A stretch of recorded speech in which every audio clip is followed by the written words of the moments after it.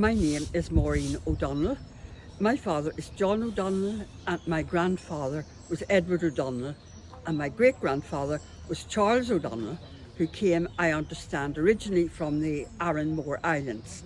So I've come along today along with other relations, the Liggetts, the McLaughlins, and we're here to see if there are any people on the island who are related to us.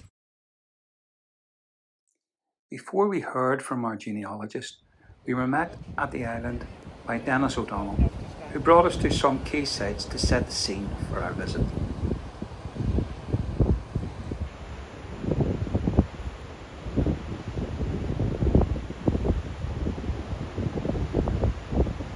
The mist and the rain, however, cut short our sightseeing, and we made our way back to the guest house where our local genealogist was waiting for us.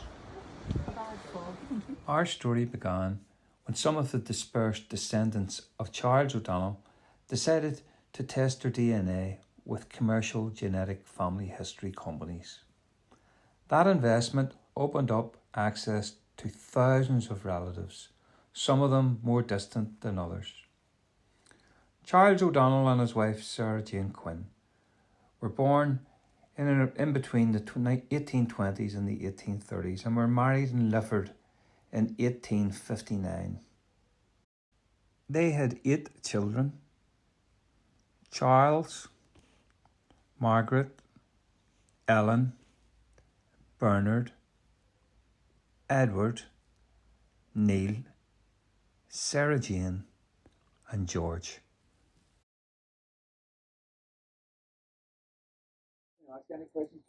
Hi, my name is Veronica Riley. My great grandmother was Ellen O'Donnell, daughter of Charles O'Donnell and Sarah Jane Quinn.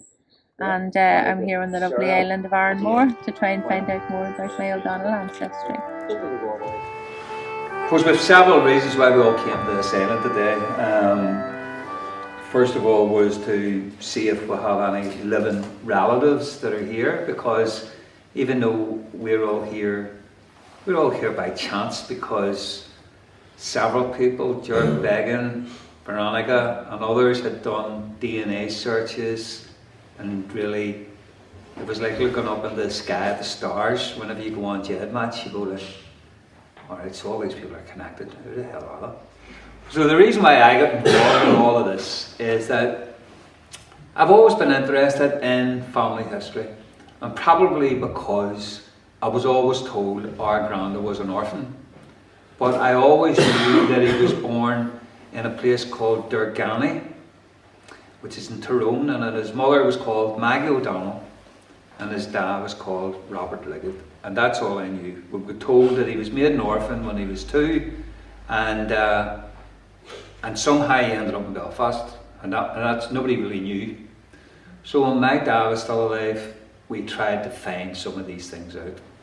So we had a hell of a lot of information sitting there, but we didn't really know anybody else. And the only other thing I knew was my dad said he remembered when he was a kid, he was brought down to Newtown Butler, and he was put on a train with his dad from Belfast, and all the Orangemen got on the train, and he panicked because all the carriages, the Orangemen must have been going to some parade.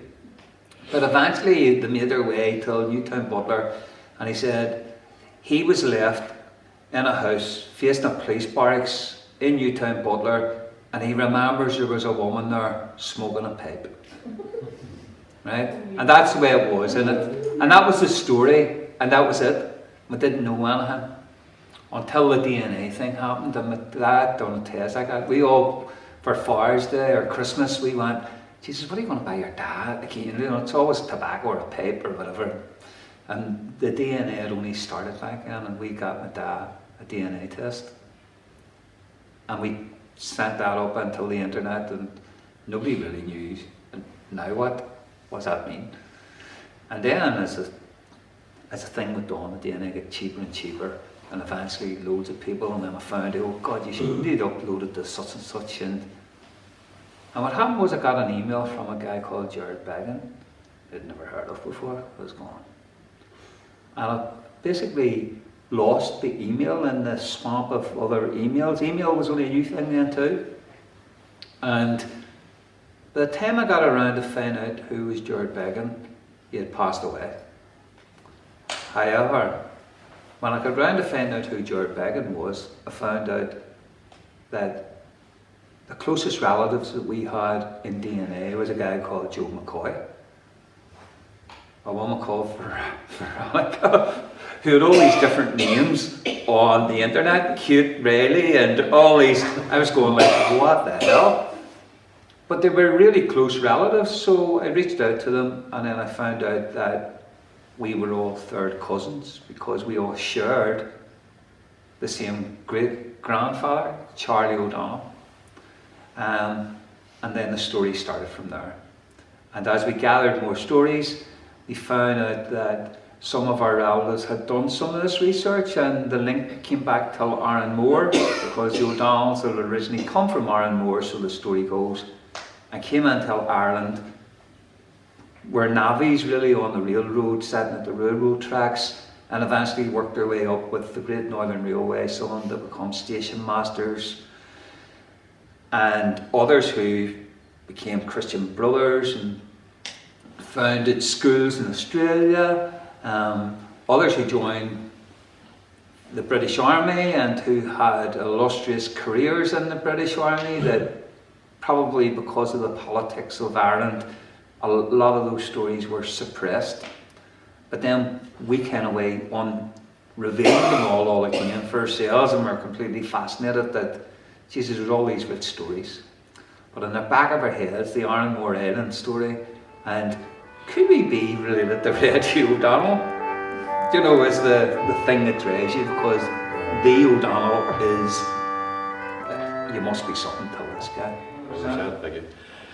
Well, first and foremost, I would like to thank everybody that took part in this. For myself personally, it has been a it's been, I would call it semi-emotional, almost to a point. I don't like to get too emotional. I'm that way inclined.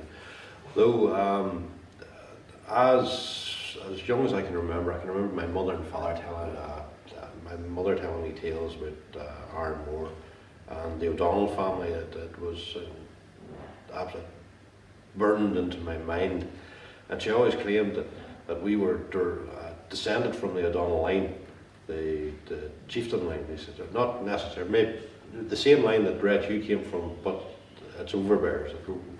There was no difference.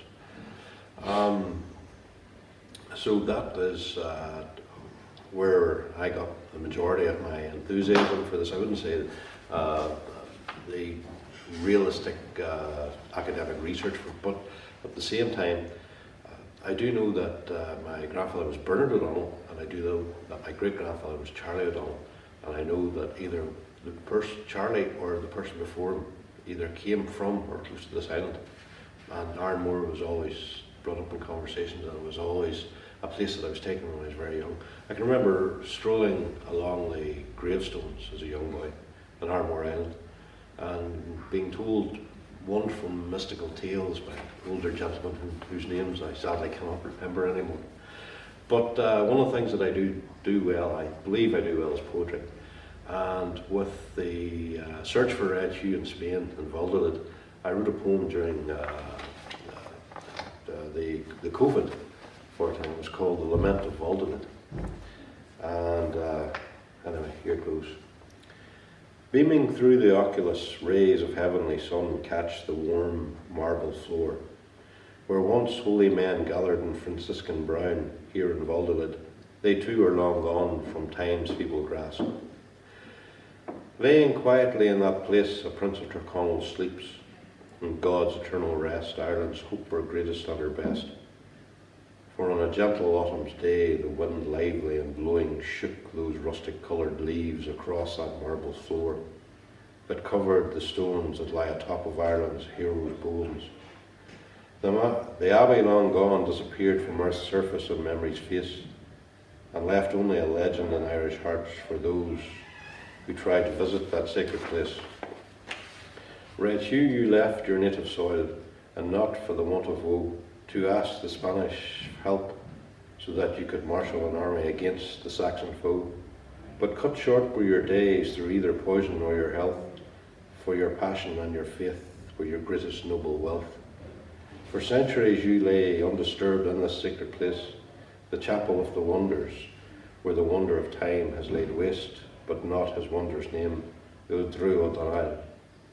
Ireland's crystal waters lapping against her shore, and her estuaries running inland to Donegal once more, to the river Esk and the abbey, and from where the castle you will see, in this ancient heart of Tyrconnell is calling out to thee. Come home, my son, home at last, to lay amongst your kin, to the abbey your family built that looks out across that mighty shore, where once a betrayal fell alight, and you had to race at arms to quell the Saxon plight.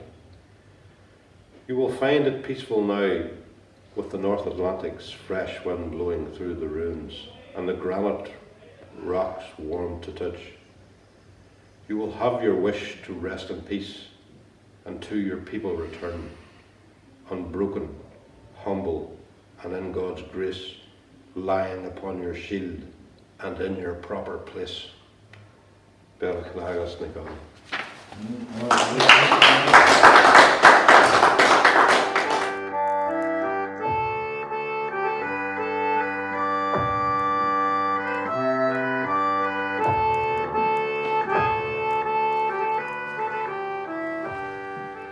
Hello, my name is Jimmy Duffy. I'm from over in the mainland, and I have been looking into local families for quite a while. Probably started off my aunt sitting in the corner, not fit to move, but till I got to writers, and she talked about everybody and anybody and who was who and who was that. And probably the great thing about it was that she worked in the tacky hawking and the farms in Scotland and all, cutting herring right around England and Scotland and Ireland. And she came across a lot of people from Arranmore, and she had two grandaunts living in Arranmore, and she had two sisters married in Arranmore, and she kind of knew a lot about them. And funny, and she really not only knew the people who came from these places, but she knew everything about them.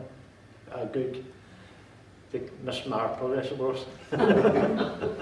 So Mr. Marple, or young Marple, was listening. He had no option on he listened, and he wasn't terribly interested. But as years went on, then I kind of went from couldn't be bothered listening to then. Sometimes you would get interested, and then eventually again, I think it takes nobody will listen to you till you're maybe going up in middle age, and then they say, "Oh, this fella kind of knows something about something." Or before that, you're just an old-fashioned so and so. So I think we're at the right age now, and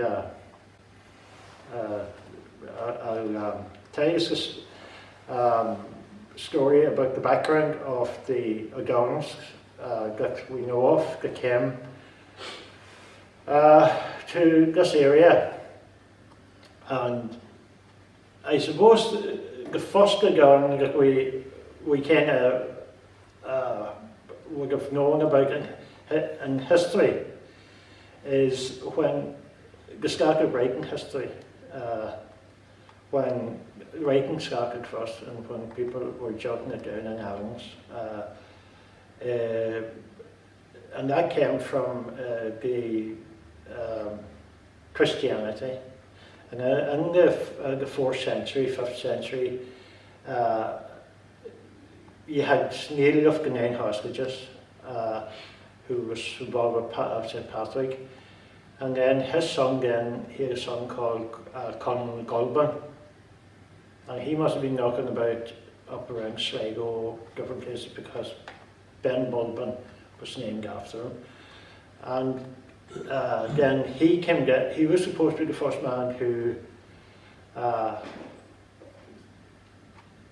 took over Donegal. I suppose there were people living here, from the Bronze Age and all right through, but they weren't organised. I suppose he came in and he took over, and he organised kind of military coup is what you would call it. Anyway, he was here.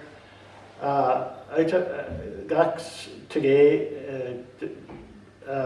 They have two areas in present-day Donegal, and it's called one of them is called Chiarconnell, and that name came off that same man. But going forward, he had grandsons and great grandsons who one of them is called Enya Bonya. Enya Bonya ruled an area from outside Donegal town right down to Gaswally. And then as the years went on, then another couple of hundred years then, there was another subdivide again, and there was the areas got, I suppose, the population got bigger, there were more powers still got, and all these were still related to each other. But in this area, you had two distinctive kennels, which are races of people, and you had Kennel Luda, which was from Crawley, the Gidor River, right out to outside Falcarra, and they were coming off a man called Lou, and of him the surnames, one of the surnames we're going to talk about today, O'Donnell. O'Donnell came off him. Boyle, Doherty. Everybody thinks Doherty was in his own, but it wasn't. O'Donnell wasn't an East Donegal name either. It was a Celtic, and in the old parish of Tullabegley, which is Gidor and Cloghaneely today. And you also had Duffy, my gang, who were the ones who looked after the church and the money. And but on this side of the Gidor River, from Crawley, right up to the Barra River, you had names like Gallagher, Cannon, and Muldory. Muldory has disappeared. I think it went up to, they moved into North Mayo, which was also part of the wider Donegal or Chiarconnell dynasty. And their name evolved into Early, and Early actually came back again on their own name here.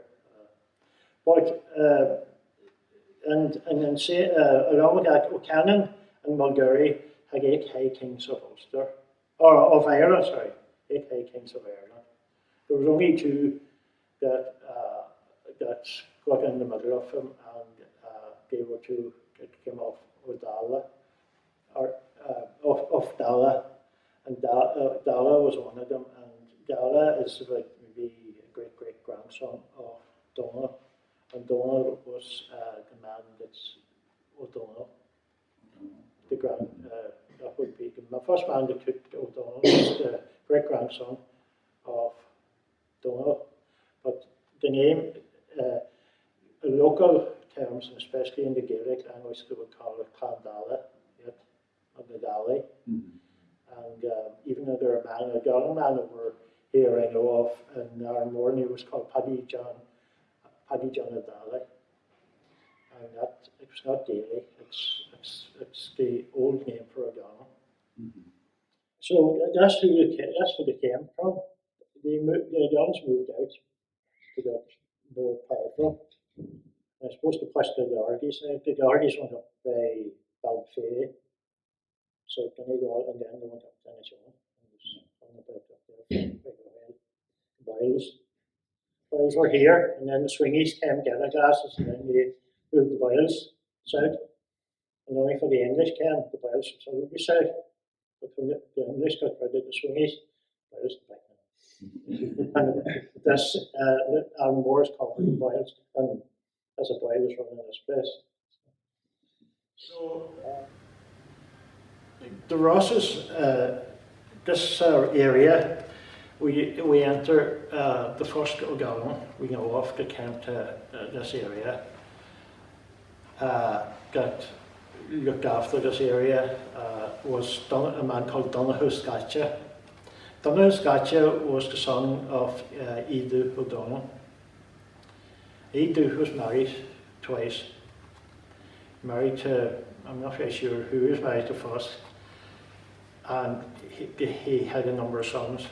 Donoghu, there was a Donoghu and a O'Donnell, and there was O'Donnell was killed in, up near Kilcar in the Battle of Derrylahan, and Donoghu Scatcha wasn't Donoghu Scatcha first of all, he was just Donoghu, or the Irish or Guinness.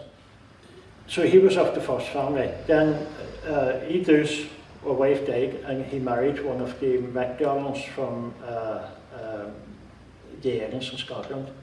And she was called Anian Du, like the black daughter of MacDonald. And she had her own private army and all works for her, and she meant business. And then her son was called Hugh O'Donnell, Irua.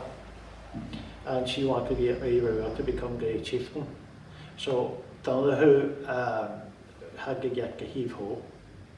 He was the man that was next in line for that job as the oldest of the family or whatever. And she wanted to disable him somehow, and the story goes that she disabled his arm and he wasn't fit to go on to become a chieftain, and Irua got the job, and the rest is history. But Donoghu was given the Rosses, and the Rosses had 16 quarterlands of ground. They had about 40,000 acres or something like that. And he had tenancy, like a landlord, and the people had to pay him in tribute. Could be fighting for him, or they could be giving him stock, like cows, or agricultural produce or whatever. And the man to look after that was a man called Teague O'Timony. Timony is it's not that common in Donegal because it's a Donegal name, and it's in the, as they call it, the Gaeltacht Lair, which is up around Fountain, Glenfin, and that kind of general area. And Teague married Donoghu Scatcha's daughter. And so Donoghu Scatcha was supposed to populate half of the Rosses people and eventually Gidor people of this area were supposed to come off Donoghu Scatcha or Sean Manasog. And Sean Manasog and Donoghu Scatcha were first cousins. Now, we don't know a lot about the people that came off Donoghu Scatcha, only that he had a daughter, and the daughter married Teague Timony. And they moved back into his area of Glenfin. And then we don't know a lot about them after that, till their second great-grandson came to prominence as a poet, and he was called Teague Dal O'Timony. He was a poet in the 18th century. And then we don't know a lot. We kind of know about them then, who came down the line, but the next man that came to prominence was another second great-grandson called Shanban McMenamin. And today he's memorized and commemorated in an Irish event called Éagsha Shanwan in Fintan. He was an Irish scholar and an author. So that we know, that was a crowd from Glenfinnan and all that to the Timoney family, and they were actually quite I would say had a bit of class, or they thought they had a bit of class, and they were marrying into other prominent clans and people, you know. So that was the Donagh statue. We don't know who his people were in the Rosses. Only that Donagh is a very common name in the O'Donnells that came from the islands here, and especially in Critch Island for some reason. I suppose they went down. The names will only go down one line anyway. And Donagh was prominent in that line of people. Now, enter another man a number of years later. You had Irua, and then you had Rory O'Donnell and all them, and they went away and then you got the Flight of the Earls, and then you got the Cahir O'Doherty's conflict with the English, and you had the McDevitt's and McDade's fighting for him, and I think Sean Monasog got mixed up in the two, and he was kind of took the side of him, and when Cahir O'Doherty was killed at Kilmacrenan, or doing well, doing rock, Sean Monasog had a fortress in Tory Island. Tory's 28 land miles from Arranmore. And he had a fortress there anyway, and he went in there to his wife and family was in there, and he went back in there, but he wasn't in long till Fall Out, I think you call the man, English man that went in. It's Folliott. I'm not 100% how you pronounce it. And he went in to raid the island and get rid of Sean Monasog. But there was a kind of a mix-up or whatever. Sean passed him, like ships in the night, as to say, and he passed him and got away. But his wife and family, he had two children who were around about 10 years old, a boy and a girl, and I think they were killed.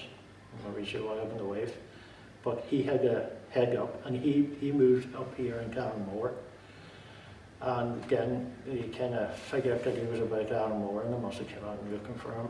But he knew he was still on the Rosses. I'd written in the state papers and that he was still on the Rosses. But he moved into a wee island up here towards Dunlow, up in the bay here, and it was called Innisala, or the Salty Island, I suppose. And so he stayed up there, and there's a whole line of people who came off him. I have a genealogy of him there, I'll show you later. There's a whole line of Shans came off him. And there was a Shan right down the whole way. I think there was about 8 Shans. And then there was a Johnny. And then there was another Shan. And that Shan became a guard. I said Cliffany in Sligo. So after the foundation of the state, he was talking about. And then he had a son in 1931 on St. Patrick's Day. And so what else could he call him? Only Patrick. And that was the end of the Shans. But they reckon that Shan Monasog, there's a whole line of Shans, on the top of that line is a man called Sean Rua, and I reckon he was Sean Manasog. Manasog was the son of Manus, the chieftain of Donegal, who wrote about Colin Keller and was a bit holy and had monasteries and things.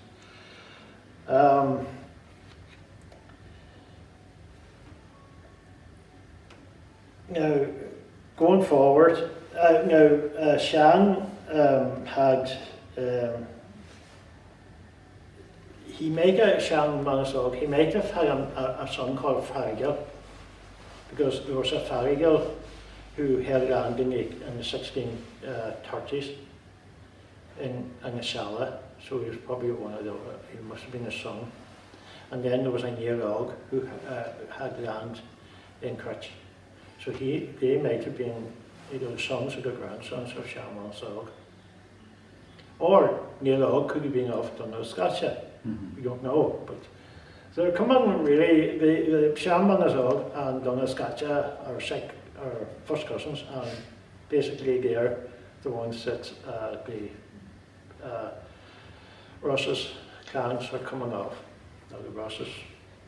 But in saying that, there were reports, and old people have said that O'Donnells came in from other places. I know the O'Donnells were in Kincassia, they came from Glenswally, and there was O'Donnells in Crutch who came straight from Loch Castle in Donegal town. So they can be other offshoots coming in, but basically I think that the O'Donnell that you're talking about came off maybe Donalscatcha or Sean Manasog, or that they came off, they were in the islands here. But after the plantation, this place was given to a Scottish undertaker called Robert McLennan. He was the Lord of Bombay in outside the Bridge of Annan, in Galloway's or Dumfries, Galloway's area in Scotland. And then he, I suppose, to try to plant these things with their own people, but their own people wouldn't pay any dues to them. And the original people that came here, the original names came here, are not here at the moment. They didn't last. They didn't, maybe, it was a bit maybe dangerous for them or whatever. And they subletted it to different adventurers. And there was a Captain Dutton who got the Rosses as a sublet, and he rented it. He wasn't supposed to do this, but he got it. And it was a good idea. He rented it to all the natives that was living there. But he only rented it every quarter land. He gave it to a certain person. So it wasn't like free for all. Maybe he got full again, rented it to somebody else. I don't know how it got. But he gave that's the Farigel O'Donnell. He gave the island government Sala to Farigel O'Donnell for rent, and he gave at the quarter land of Crutch to Neil O'Donnell. So they're very close to when Sean Manasog came in. They're only 20 years in the difference, and they must have been the families of the original O'Donnells. But then coming back to Arranmore, we don't know a lot of the O'Donnells in Arranmore, other than a historical figure was a man who made history. He was recorded in history, he was recorded in the state papers as a bloody rebel. He was a thorn in the side of the establishment, and his name was Sean Crone O'Donnell. Crone meaning the colour of his hair, reddish hair. And I don't know if Dennis told that story about the slaughter of the innocents. I've heard of it, but We didn't tell us it. Well, I'll just tell you a skift of it. It's a big long story. It could take about up to an hour to tell, right? So I'm not going to tell it here, but there was a party, 80, a detachment of soldiers, 80 soldiers in Doe Castle, and under a Captain Cunningham. It was just around about the Cromwellian Wars. It was give or take around 1650. I believe it's 1651, because you had English in the castle one year, you had Irish in the next year, and they were coming and going. But the Captain Cunningham was notorious for raiding, and he slaughtered supposed to be up to 400 and it's like for Cara. But anyway, he came up the coast, and he went into Armore on one of the raids. And he seen livestock here, sheep. So there must have been a habitation here for quite a while when they had farm land here. And there were nobody could be seen. And they weren't in the pub. And they weren't in the bog. And where were they? And you couldn't figure out where they were. And they hung about for about a week. And then did you not see somebody, one of the soldiers seeing somebody popping their head out from a sea cave? And that's down on near the chapel on the south end of the island. And it's called Uing an Air to this day. Uing an Air means the cave of the slaughter. There was supposed to be 70 in that cave. Now, I don't know if that's an exaggeration or not, because there would be packed like sardines if there were around 70 in it. But anyway, who are we to contradict them? So there were 70, and there was two famous figures in it. There was three people that we know that was in it. Was Seamus Crone, he was a gardener. There was Eban O'Gallagher and Eban's mother. And I think it was Eban's mother who put her head up. Anyway, the soldiers came and they slaughtered the whole lot of them, but there was a bit of a fight and some men got out of it. But it was said that the only two that got out alive anyway, or to move, was Seamus Crone and Eban. And they took off, and they took off into different islands, and they eventually went into away islands and hung about. And then they said Captain Cunningham went back round the coast, and he went up to outside Falcara, and there's a rock up there called the skipping stone of Cunningham, what he got out of the boat, and then rowed across land to Doe Castle. And then they sought vengeance on them. And cut a long story short, they killed Captain Cunningham outside Doe Castle in Narrows Forestry, where there's another rock there where he was killed at that rock. So this is all folklore. The folklore is told here, it's told in the rest of the Rosses, it's told in Cloughaneely, it's told down at Doe Castle. So, it's a long distance for somebody to be making it up. Anyway, they had a price on their head. And they also were involved, this was time of the Cromwellian wars, and the biggest battle, or one of the biggest battles, was the Battle of Sheriff Hollish, outside, just on the verge of Letterkenny is now, on the west side. And they were supposed to fight there, and it was supposed to be after that they were arrested up above Dundalk, a place called Onamaga. And Seamus Ban was hung at Clifford. Seamus Crone was hung at Clifford, and Eban was sent away to the salt mines in Turkey and gone this time and came back and married the daughter of Seamus Crone. So Seamus Crone's people might be still in the Rosses, but they were Gallagher, and maybe then down the line, maybe they're the basis of the Gallagher family in Ireland. We don't know. Other than Seamus Crone was a bloody terror to shipping. He was what do you call him? Pirate and all that, wrecking boats in Rockland, where we would pass the gate, which was called Innisfrickagarden at the time. And he was a Tory or a rebel or a, what do you call it? Was another name on them, highwayman or whatever. Rapparee, aye. And funny enough, my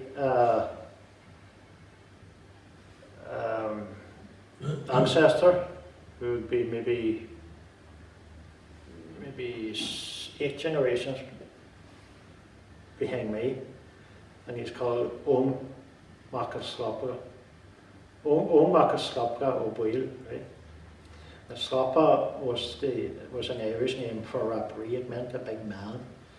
But it was so I come off a Rapparee. But that was later. His Rapparee was going on, and towards the 1700 maybe. So it was a different time. But anyway, going back to Seamus Crone, that was the story of Seamus Crone. But it was I came across it recently, and I just for the life of me can't come back on the reference to it again. But it was said that there were nobody living in the island after that till the early 1700s when people started coming in again.